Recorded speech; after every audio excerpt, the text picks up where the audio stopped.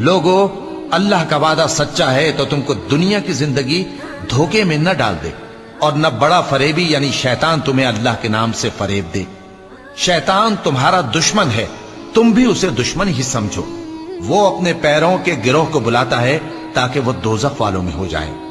जिन्होंने कुफ्र किया उनके लिए सख्त अजाब है, और जो ईमान लाए और अमल नेक करते रहे उनके लिए बख्शिश और बड़ा सवाब है।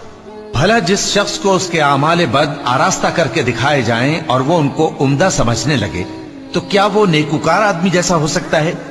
बेशक अल्लाह जिसको चाहता है गुमराह रहने देता है और जिसको चाहता है हिदायत देता है। तो इन लोगों पर अफसोस कर करके तुम्हारा दम न निकल जाए। ये जो कुछ करते हैं अल्लाह उससे वाकिफ है, और अल्लाह ही तो है जो हवाएं चलाता है, फिर वो बादल को उभारती हैं, फिर हम उनको एक बेजान इलाके की तरफ ले जाते हैं, फिर उससे